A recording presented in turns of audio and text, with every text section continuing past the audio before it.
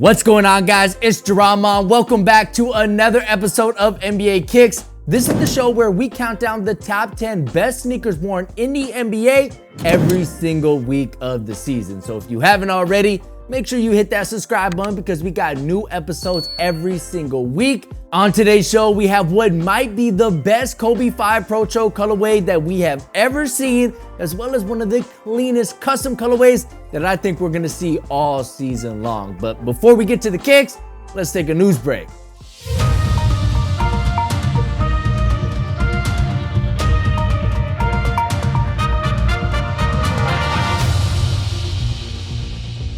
All right, so with the James Harden trade being the first real big transaction of this season, I wanted to ask you guys if you think there's gonna be any other big trades this year. Now, a guy that comes to mind to me that could potentially be moved is Bradley Beal. The Wizards are currently the second worst team in the Eastern Conference, in fact, the entire NBA, and he hasn't looked very happy in post-game interviews. So it isn't out of the realm of possibility that he could ask for a trade. What's really confusing about all this is the Wizards have a solid roster. I mean, they got Russell Westbrook and Bradley Beal, as well as other solid role players like Rui Hachimura, Robin Lopez, and David Bertans.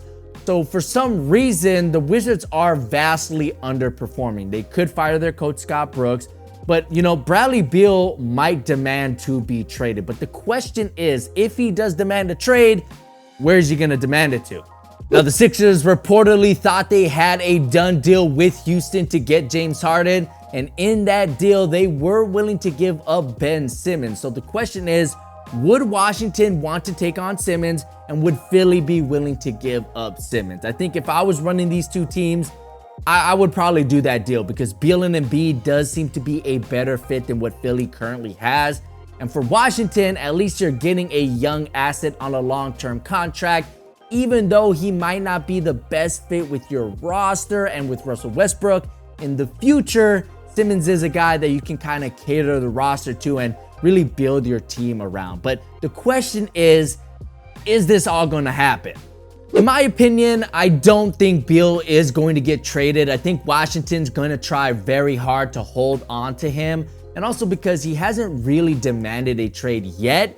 But if he does, I do think the Miami Heat are a bigger possibility to get Bradley Beal because they have been interested in him in the past. And I also think they have more assets that they could, make a more compelling package for Washington. Because as we saw with the James Harden deal, it's not really about getting the best asset, it's about getting the assets. So with the Heat, I do think they could pair like Tyler Harrow, Precious Achiuwa, some trade picks to, get Washington to move Beal over to Miami. So I think if Beal is going to get moved, it's to Miami. But if not, I think he's staying in Washington. But that's just my opinion. Let me know what you guys think.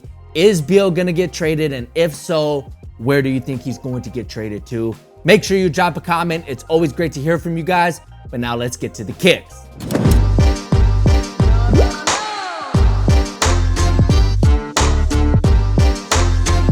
Starting off the list at number 10, we have Harrow with a custom colorway of the Reebok Question. So one of the main reasons why I continue to make these videos is because a lot of times the guys will wear a pair of kicks that send a message. And hopefully with these videos, I'm able to help amplify whatever message that they want to send out.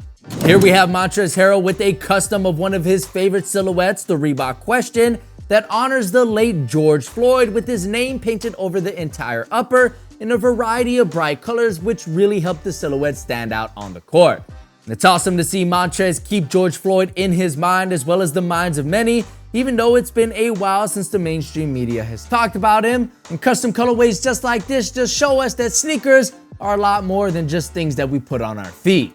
Next up at number 9, we have Reggie Bullock with a rare pair of Nike Kobe 7s. So this colorway of the Kobe 7 came out back in 2012, and they were part of a Barcelona pack, which also had a blue and yellow pair. But this crimson and mint pair is hands down the better of the two.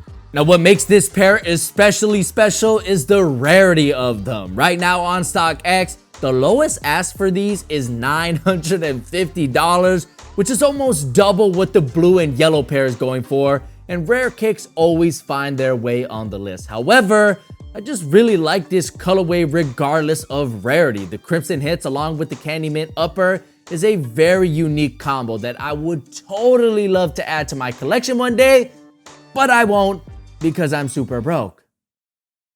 Next up at number 8, we have Derrick Rose with a Chi-Town special of the Adidas Rose 11. Now, even though Derrick Rose isn't playing in his hometown of Chicago, this colorway of his 11 signature sneaker just shows us that he hasn't stopped representing his city. This two-tone colorway is inspired by Ben Wilson, also known as Benji, who was a top high school player in the US back in 1984 and also went to the same high school that Derrick Rose went to, Simeon High. Unfortunately, we never got to see Benji in the NBA as he was fatally shot at the age of 17, but it's amazing to see Rose honor a fellow Chicago native with Benji's name and number on the tongue, which also just so happens to be Rose's high school number as well. I think the story that this colorway has to tell us is that Benji's story could have just as easily been Rose's story as well, right? They were from the same neighborhood, they both were top prospects in high school, and violence is rampant in their hometown. So this pair of kicks just shows us that tragedy could happen to anyone. Coming in at number 7, we have PJ Tucker with the Air Jordan 2. So in case you missed my video on the worst Air Jordans of all time, in that video, I kind of explained that the Air Jordan 2 just doesn't get a whole lot of love. But personally, I really like the Air Jordan 2. I mean, they're a very iconic sneaker since it's the first Air Jordan to get rid of the Nike swoosh. And they're also just flat out one of the most comfortable Air Jordans that I've ever worn.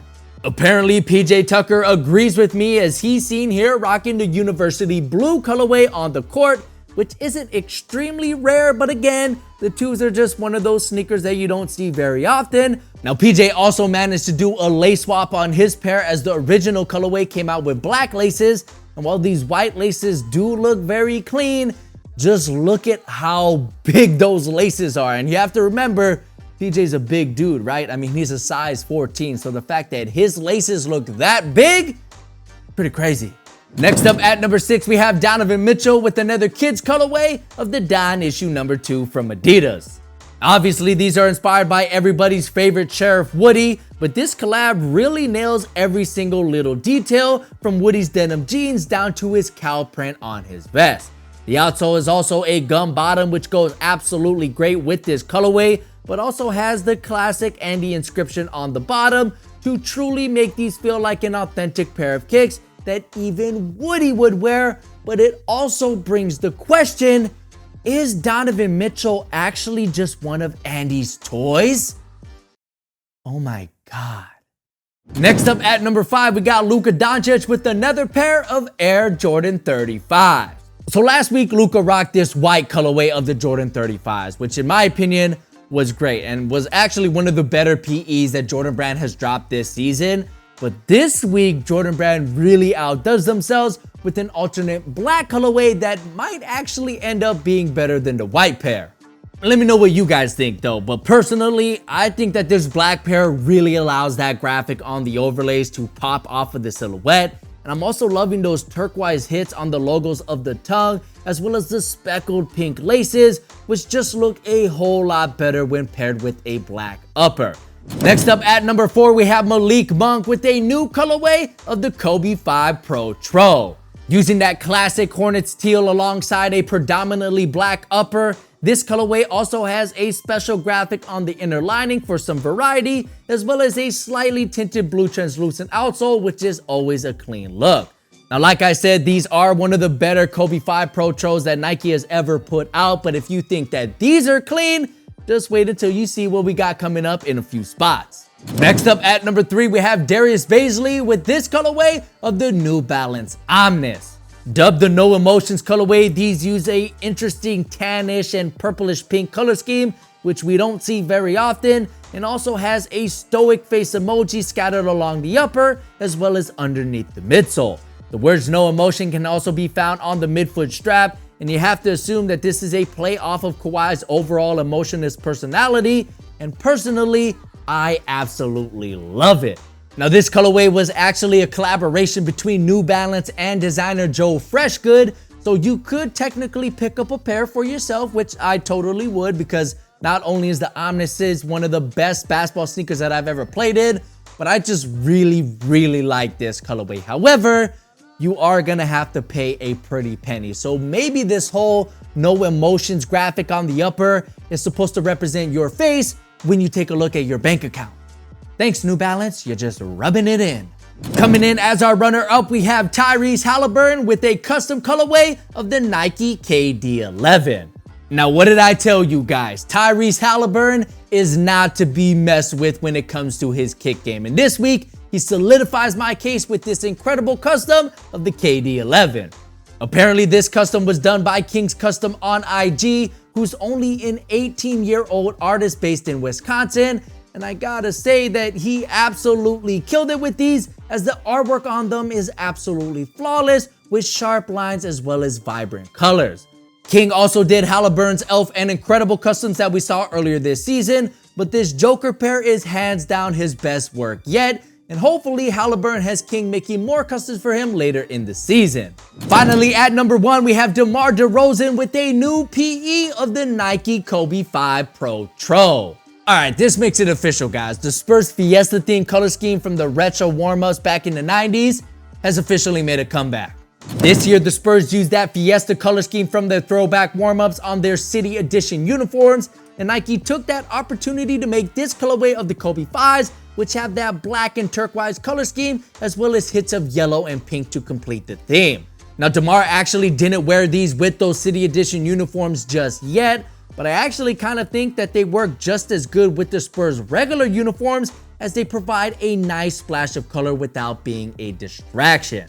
It all kind of just makes sense, and it just creates a clean, beautiful package that really makes you hope that Nike would just drop these already, because I mean, Kobe's are in demand, it's an awesome colorway, and you just know that these would fly off the shelf. But for now, we're just gonna have to appreciate them as the best pair of kicks that I saw during week 4 of the 2020-21 NBA season.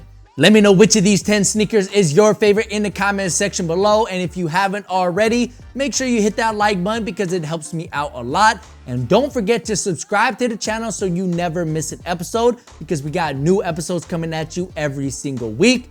My name's Jaron. This was NBA Kicks. Catch you guys in next week's episode. Peace.